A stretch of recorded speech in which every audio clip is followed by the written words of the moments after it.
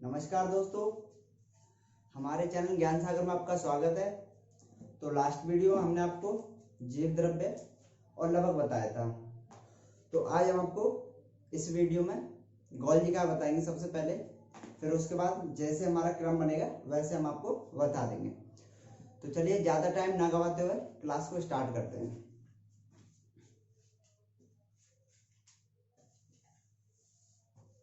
तो दोस्तों जैसा कि हम बताते हैं आपको कि पहला थोड़ा सा बता देते हैं बोल के, फिर बोर्ड पर लिखा देंगे। देखो गोल्जी काय के बारे में बता देते हैं। गोल्जी काय, तो गोल्जी काय की खोज 1898 में कैमिलो गोल्जी ने की थी। इसे ट्रैफिक पुलिस ऑफ सेल्स कहा जाता है, या एक तरह से कह सकते हो यातायात पुलिस का कोशिकांग का यातायात पुलिस केंद्र कहते हैं। यह कोशिका विभाजन के समय कोशिका प्लेट का निर्माण करता है और यह हार्मोन और एंजाइम का स्रावित करता है। गोल्जी काय दो भागों में बांटा गया है, या फिर एक तरह से ऐसे कह सकते हो कि गोल्जी काय को पौधे में कुछ अलग नाम देते हैं और जंतुओं में कुछ अलग नाम देते हैं। जैसे कि गोल्जी काय को पौधों में डिक्टियोसोम कहते हैं और जंतुओं में लाइपोकॉन्टे कहते हैं। तो ये हो गया आपका गोल्जी काय। अब इतना ही आपको लिखा देते हैं।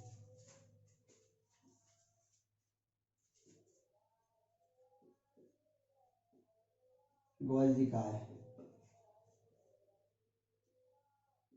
इतना तो आपको हमने कल ही अगली वीडियो मतलब कल जो लास्ट वीडियो थी उसमें हमने बता दिया था कि जो कोशिका का सबसे बड़ा अंग होता है ना, वो गोल्जी काय होता है। इसकी खोज किसने की थी? कैमिलो गोल्जी ने।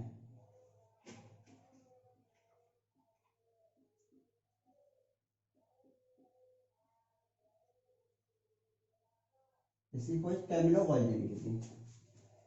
सबसे पहला पॉइंट यह आता है इसका, इसे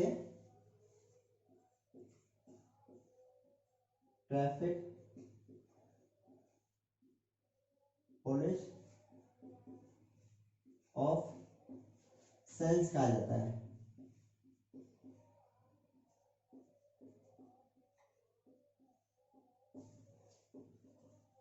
या एक तरह से कह सकते हो आप कोशिकांग का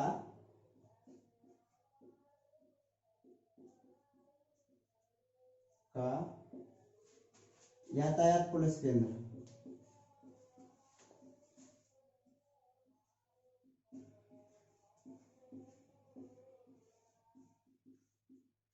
केंद्र कहते हैं। अब देखो इसके बारे में अगला पॉइंट क्या होता है।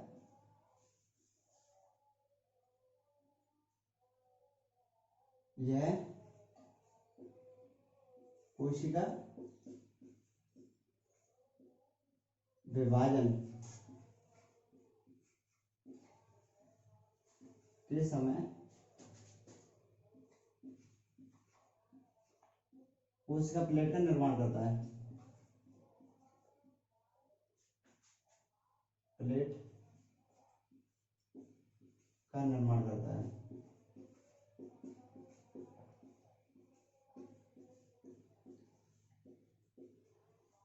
और यह अगला पॉइंट यही था, यह हार्मोन व एंजाइम को स्रावित करता है।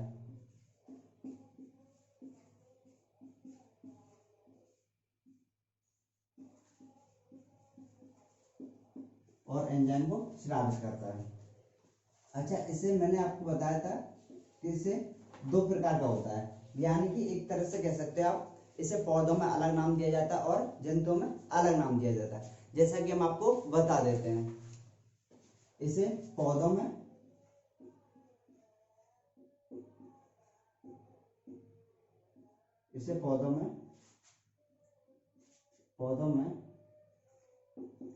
डिक्टियोसोम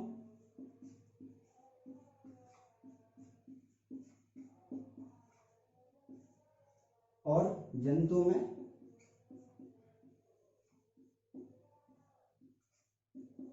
लाइपोकॉन्टे कहा जाता है। लाइपो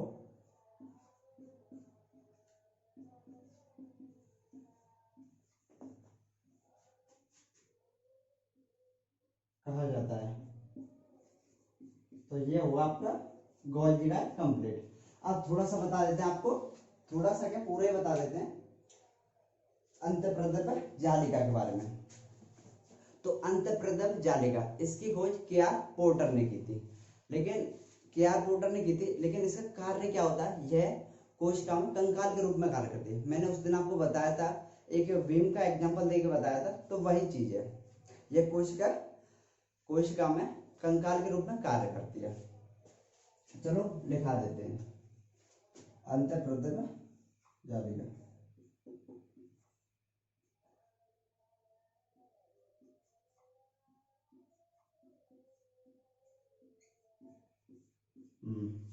इसकी खोज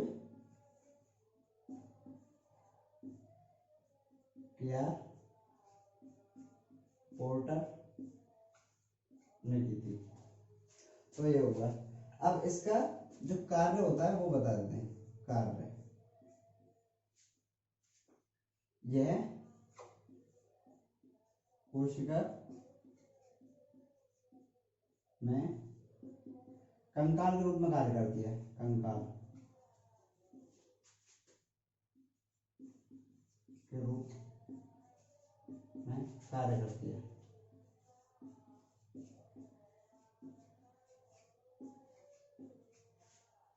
अगला पॉइंट ये होता है इसका कि यह है कोशिका द्रव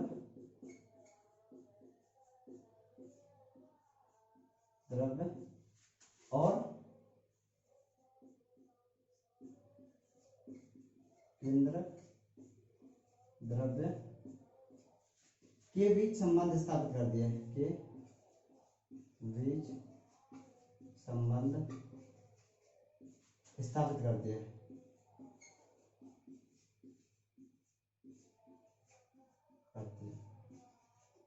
इसे दो भागों में बांटे गए हैं। अब अगला पॉइंट होता है, इसे दो भागों में बांटे गए हैं, इसे दो भागों में बांटा गया है।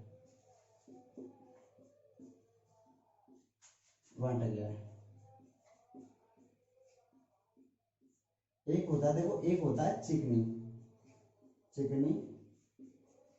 मतलब चिकनी अंतःप्रदप जालिका, और एक होता है खुरदरी।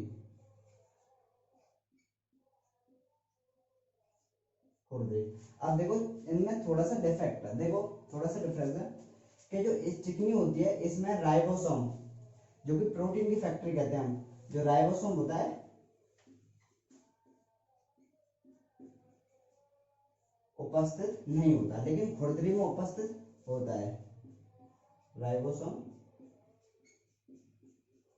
खुरदरी में उपस्थित होता है। अब देखो, अब इससे बताते हैं क्वेश्चन किस प्रकार होता है। क्वेश्चन ऐसे बनता है सर, जैसे आपका क्वेश्चन आएगा कि कौन सी अंतःप्रदप जालिका में प्रोटीन का संश्लेषण होता है, या फिर कौन से अंतःप्रदप जालिका प्रोटीन का संश्लेषण करती है। तो हमारा ऑप्शन आएगा खुरदरी, क्योंकि खुरदरी में राइबोसोम होता है, और राइबोसोम को प्रोटीन की फैक्ट्री कहते हैं। लेकिन प्रोटीन की फैक्ट्री से क्यों कहते हैं, क्योंकि वो अमीनो अम्ल की सहायता से प्रोटीन का संश्लेषण करती है। तो ठीक है, अब ये हो गया आपका अंतःप्रदप जालिका। अब थोड़ा बता देते हैं राइबोसोम के बारे में, उसके लिए हम इसे मिटा देते हैं।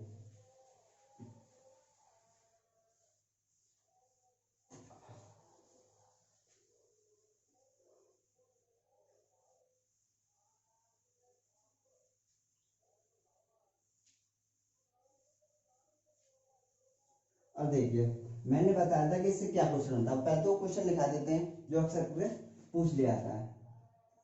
वो क्वेश्चन ये है कि कौन सी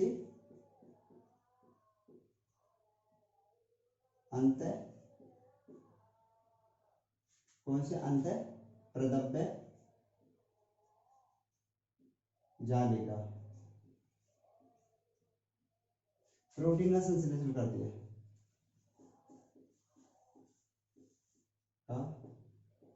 संश्लेषण करती है।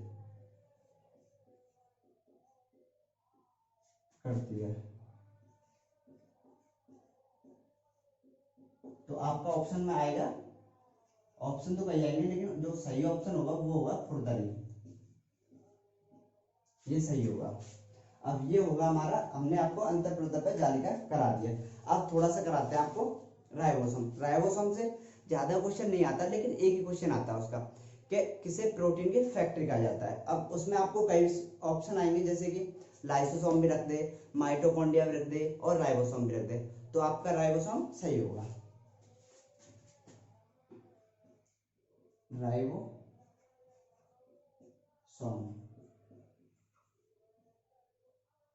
तो इससे भी एक क्वेश्चन ये है कि इसकी खोज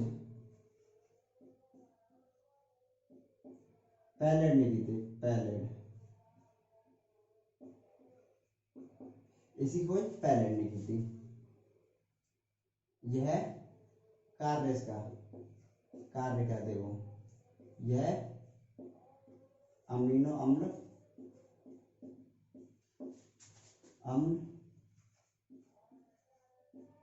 की सहायता से प्रोटीन का संश्लेषण करता है, प्रोटीन का संश्लेषण करता है।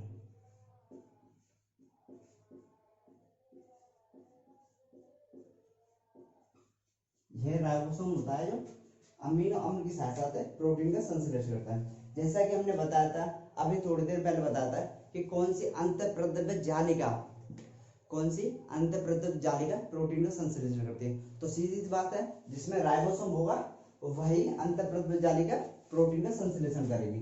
तो ये आपको इसका डाउट क्लियर होगा।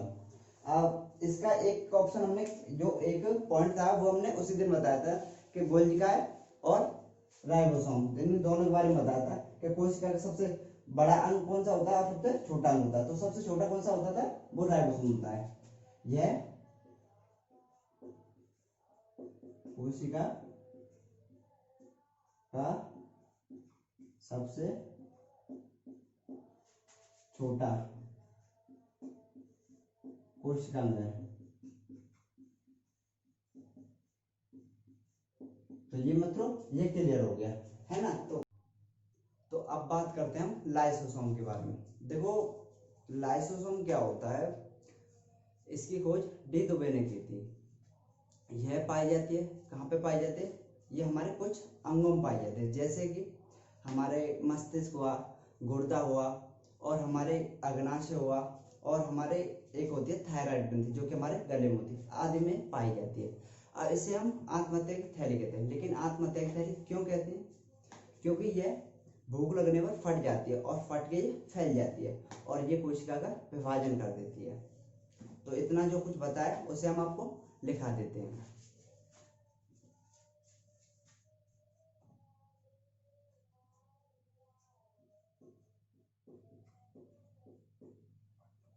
लाइसोसोम, इसकी खोज डी दुबे ने की थी। तो यहां तक क्लियर होगा, इसकी खोज डी दुबे ने की थी। अब देखो ये बता देते हैं, यह पाई जाती है कहां पर पाई जाती है, ये हमारे कुछ अंगों में पाई जाती है, जैसे उनके नाम बता देते हैं। जैसे हमारा मस्तिष्क हुआ,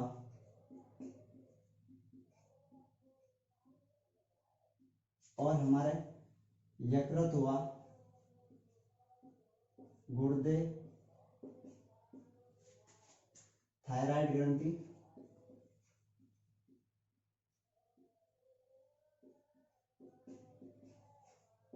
और अग्नाशय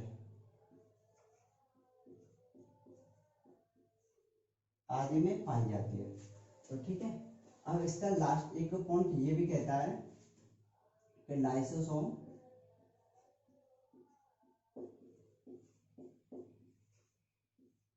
नष्ट होकर कैंसर के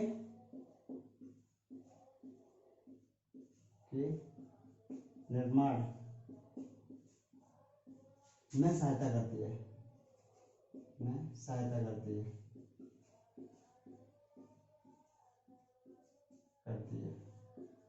लाइसोसोम को आत्महत्या की थैली कहते हैं। इसे हम आत्महत्या की थैली कहते हैं। अब देखो इतना तो आपने बता दिया, समझ लिया कैसे हम आंत बताए थैली कहते हैं, लेकिन क्यों कहते हैं। अब देखो कारण बता देता हूं, क्योंकि यह भूख लगने पर फट जाती है, जिससे कोशिका का विभाजन होता है, कोशिका का विभाजन होता है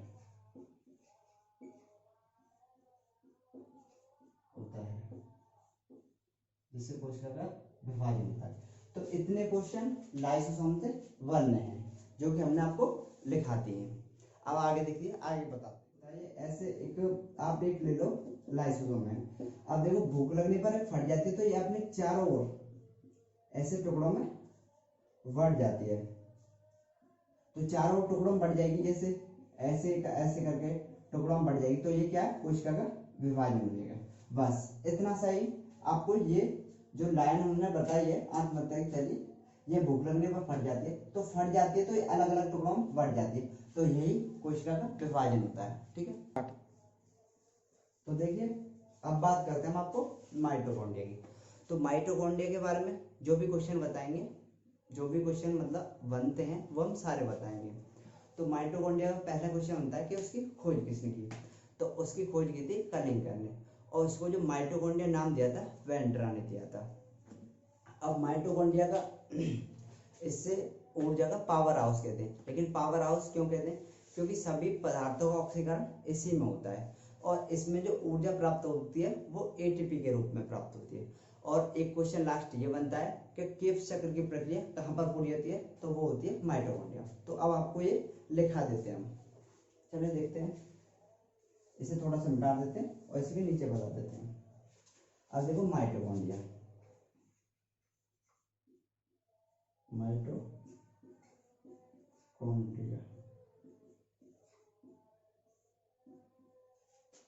इसकी खोज की थी कलिंगर ने,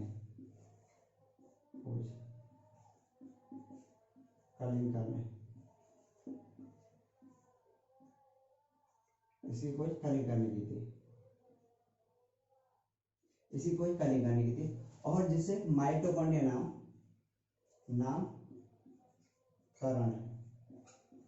नामकरण दिया था वेंड्रा ने।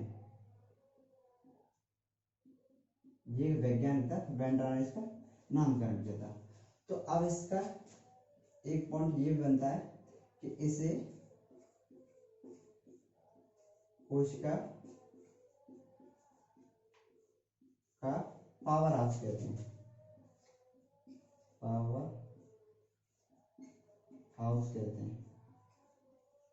अब जो तो आपने पढ़ लिया कि इसे कोशिका का पावर हाउस कहते हैं, लेकिन क्यों कहते हैं अब ये बताते हैं। क्योंकि इसमें सभी पदार्थों का ऑक्सीकरण होता है,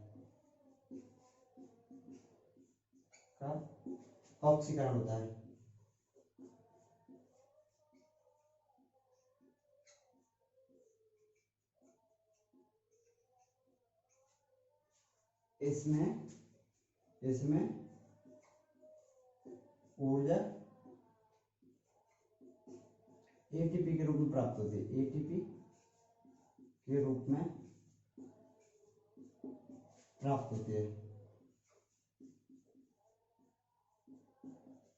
इसमें ऊर्जा एटीपी के रूप में प्राप्त होती है। अब एक क्वेश्चन और आता है जो कि अक्सर पूछ लिया जाता है, अब वो क्वेश्चन ये होता है कि जो क्रेब्स चक्र की प्रक्रिया वो किस में पूरी है। तो वो अगर इस तरीके से क्वेश्चन आए तो आपका ऑप्शन आएगा, आपका आंसर होगा माइटोकॉन्ड्रिया। कि क्रेब्स चक्र की प्रक्रिया किसमें पूरी होती है,